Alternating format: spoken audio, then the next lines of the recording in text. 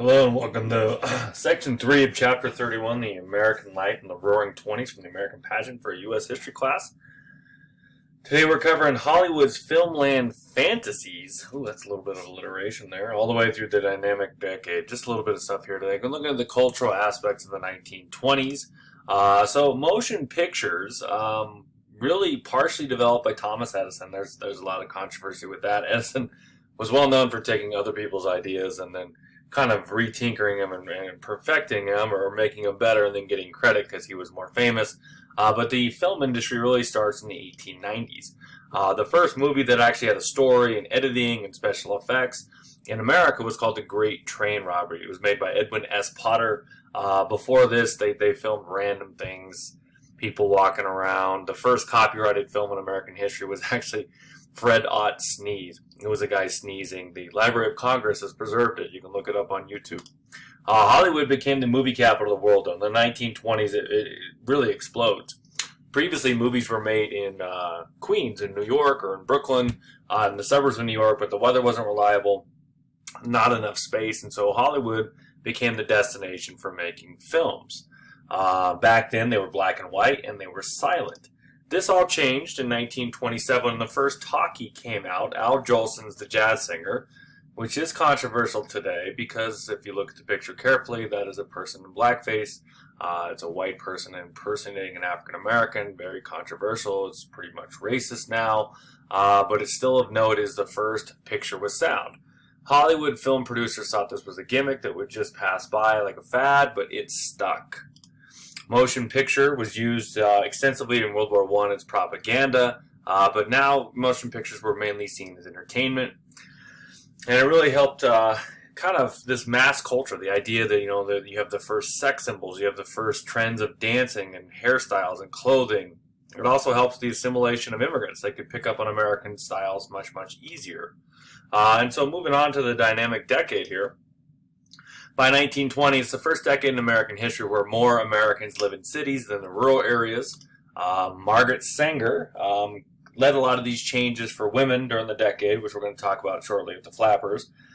She was an advocate for the birth control movement, which was very controversial, illegal in some places for her to talk about. She actually went to jail several times, but she fought for the women's rights over their reproductive health. Alice Paul formed the National Women's Party in 1923 to campaign for the Equal Rights Amendment to the Constitution. That amendment still hangs in the balance. Recently, the 38th state just ratified it, but they're not sure if that's going to qualify for the Constitution. They had a statute of limitations for that amendment. It expired in 1982, but they're not sure if that actually applies to constitutional amendments. Fundamentalists, the old school people, lost ground to modernists, who believed God was a good guy and the universe was a friendly place and it wasn't all fire and brimstone. And so God even had a little better persona, I guess, in the decade in terms of it reflected the culture. They believed that life was getting better, that they could make progress, they could improve things. And then you get the idea of sex appeal. Like I mentioned in the movie slide just previously, it was the first, sex began to sell. The first It girl was an actress named Clara Bow. She was in a movie called It, and so she became this sex symbol that women wanted to emulate and men maybe desired. And so you have the flapper movement, which symbolized the new freedom of women. Women gaining the right to vote, working outside of the home more because of World War I, and then more and more with more jobs. They threw off their old Victorian styles of their mothers and grandmothers. The Gibson girl era is over. Hemlines went up, hairlines went up. And actually became more of an androgynous style. They were called flappers because they wore their galoshes or their boots unbuckled and they made a flapping noise when they walked. They had short hair, they had short skirts, they didn't wear corsets. In fact, many women tried to flatten their chest. Some women even went so far to dress up as men. They wore makeup, they smoked, they drank, they talked openly about sex. This was largely due to the publications of Sigmund Freud, which kind of freed the idea that you could talk about these taboo things in public. Like I said, they went out and drank and smoked. And if you went back a generation before, in the early 1900s or the late 1800s, the only women that did this were prostitutes. And so kind of a weird dynamic shift, but it's really symbolic of what women were doing. And, their new voice, their new power, and they're outspoken for themselves. And so, like I said, Sigmund Freud argued that sexual repression was responsible for a variety of emotional problems. If you take psychology, AP psychology, you're going to learn Freud's a fraud.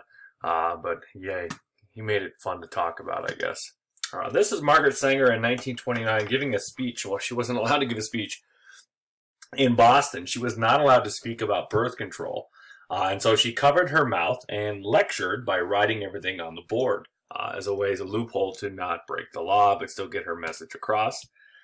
This is a picture of the flapper dancers doing the Charleston. Dun, dun, dun, dun, dun, dun, dun, dun, dun, dun, dun. Yeah, that's about all I know of the Charleston. I can't do it for you. This is the guardian of morality. This guy is measuring the hemline to make sure that she's not showing off too much leg. You could be fined for having too skimpy of an outfit back then. And so jazz also becomes the soundtrack of the decade.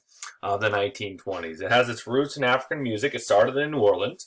The big thing about jazz is they improvise. They play kind of a rhythm, and then different instruments kind of take turns going around and jamming or playing different notes on the scale. Some of the big stars were Louis Armstrong, pictured here, also known as the Reverend Satchmo, Duke Ellington, Bessie Smith. It spread through radio and records, and it really kind of spawned a lot of racial pride that grew in northern black communities. Because of this style of music, which is one of the 4 original styles of American music. Marcus Garvey, in conjunction with this, founded the United Negro Improvement Association, the UNIA, to promote resettlement of blacks to Africa and black pride. Jazz, fun stuff. I'm going to do some jazz for you a cappella here. So you have to imagine a crusty jazz beat. And keep that going, and then you have a bass line.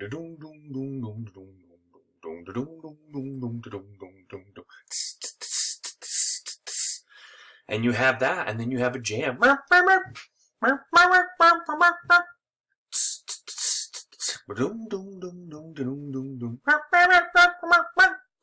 all I got. Improvisation went so far for Louis Armstrong that he actually invented scat lyrics. Legend has it he dropped his music sheet, and so he just made it up on the spot.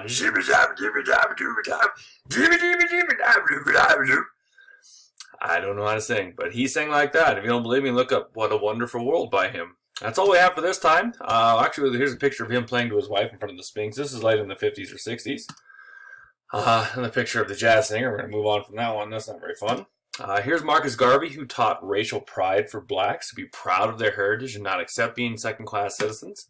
And this is King Oliver's Creole Jazz Band from New Orleans. So that's all we have for today. We'll finish up the chapter on the next one.